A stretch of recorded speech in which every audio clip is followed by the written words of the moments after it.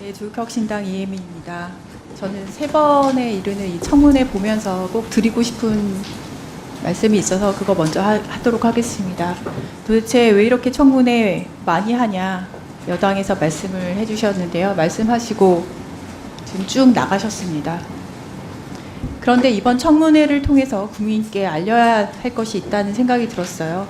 공영방송 이사 선임권이 왜 전 국민적인 문제점으로 인식이 돼야 되는지 그 말씀을 좀 드리고 싶습니다. 지난 수요일 8월 14일에 저는 이진숙 당시 증인으로 나오셨죠. 이진숙 증인에게 광복절 이야기를 하다가 그냥 문득 장관 그 고위직이면 몇 회 정도는 그래도 알면 좋겠다 싶어서 질문을 했습니다. 몇 회 광복절이냐고. 그런데 이진숙 증인이 갑자기 광복절, 건국절 그 문제에 대해서 답변하지 않겠다라는 황당한 대답을 했습니다. 건국절이라뇨? 저는 제 귀를 의심했습니다. 그러다가 나중에는 초등학생에게 하는 질문 같아서 대답하지 않겠다라고 초라한 답변을 했습니다. 본인도 아마 아차 싶었던 것 같은데요. 우리는 그런 역사관을 가진 사람이 리더로 있을 때 어떻게 공영방송이 망가지는지 이미 광복절 하루 충분히 확인을 했다고 생각을 합니다. 존경하는 이윤기 의원님께서 아까 KBS 사태라고 말씀하신 내용입니다.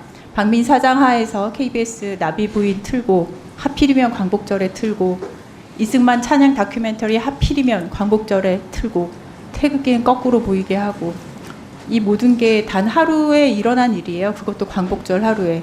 이진숙 증인이 차마 광복절을 광복절이라고 말하지 못하는 제79회 광복절 하루에 벌어졌습니다.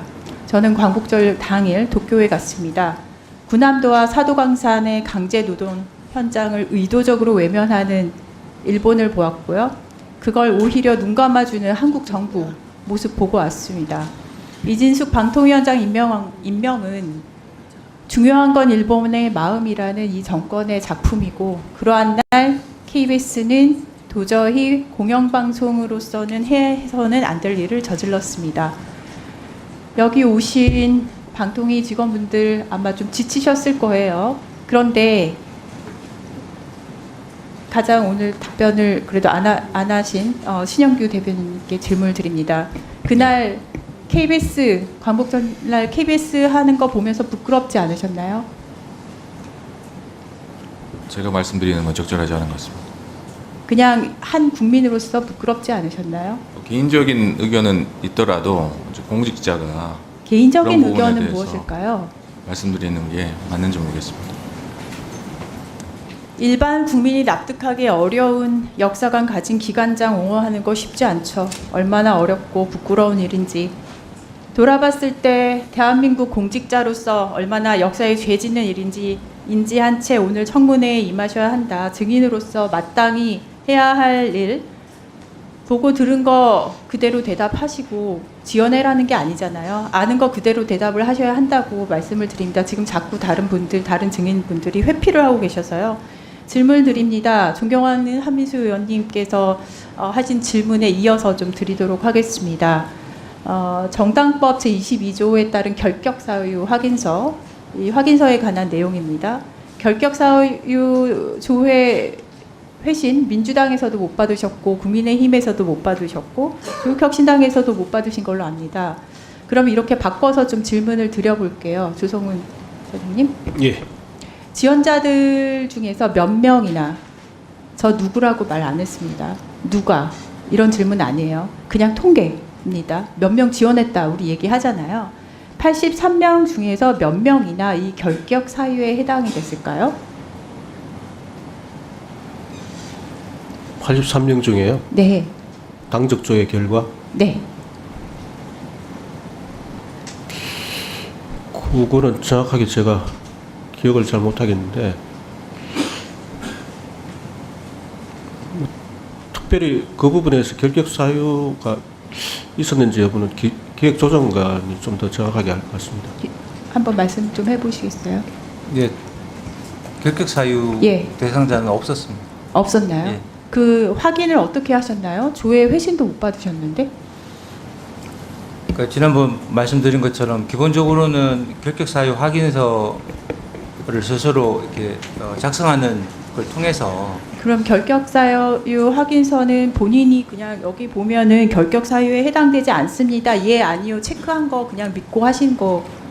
네, 그렇습니다. 네. 기피 신청 각하도 셀프로 하는 게 아무렇지도 않으니까 셀프로 하는 건 다 믿으시는 것 같아요.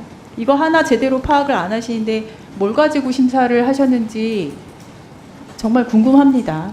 그렇게 셀프로 낸 것만 확인도 안 하는 그런 결과 얼마나 잘 됐나 잠깐 살펴보겠습니다. 지난 14일 청문회에서 이진숙 위원장은 30년 MBC에서 근무한 방송 경력 덕분에 이사 지원자들 거의 대부분을 알고 있어서 심의하기에 용이했다고 답변을 했습니다. 그런데 그렇게 잘 알고 계시는 분이 예를 들어서 허엽 부위원장 같은 분을 어떻게 이사로 임명할 수 있는지 저는 납득이 안 가서요. 이분은 2017년 동아일보에서 상무 재직할 당시에 부하 직원이 견디다 못해서 자살 시도까지 하게 만들었던 분이고요. 이 사건으로 3개월 정직 징계 받은 분이에요. 이런 사람을 이사에 임명하겠다는 것 자체가 이번 이사 임명 과정이 얼마나 엉망으로 이루어졌는지 보여줬다고 생각을 합니다. 그저 예제입니다. 이분 한 분은. 지금 이진숙, 김태규 두 2인 체제에서 이러한 이사 선임, 만약 알면서도 방송장악 위해서 이렇게 말도 안 되는 사람 임명한 것이라면 앞으로 MBC에서는 더 무서운 일이 벌어질 수도 있겠다라는 생각이 들고요. 사무처장님, 사무처에선 이 내용 혹시 파악하셨나요? 아까 그 말씀하신 예. 그 부분이요. 저는 그 부분에서 말씀드리기가 좀 어렵는데 제가 그 부분은 제가 따로 보고를 받은 건 기억이 안 납니다. 예. 이거 그냥 검색만 해도 나와요. 국민 의견 수렴에서도 이 지원자에 대한 문제 제기는 없었나요? 그걸 수렴 의견은 혹시 다 보기는 하셨나요? 아니 그거는 뭐 위원회에서 위원님들이 위원님들은 그럼 다 위원님들 올리기 전에는 그럼 사무처에서는 아무 일도 안 하고 그대로 다 올리시는 건가 봐요.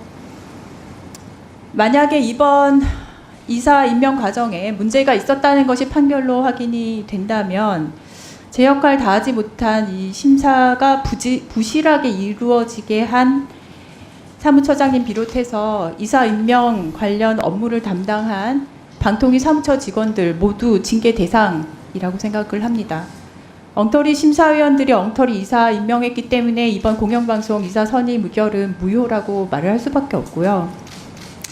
사실 야당 추천 이제 진행이 된다면은 아까 위원장님께서도 말씀하셨는데 방통위원 임명되고 심사위원 제대로 구성하고 그 후에 한 명 제대로 꼼꼼하게 심사해서 확인하면서 셀프로 이거 그냥 예 아니요 그냥 적어서 낸 걸로만 하지 마시고 제대로 심사해서 제대로 된 이사들 다시 임명해야 할 것이라고 말씀을 드리면서 질의 마치겠습니다.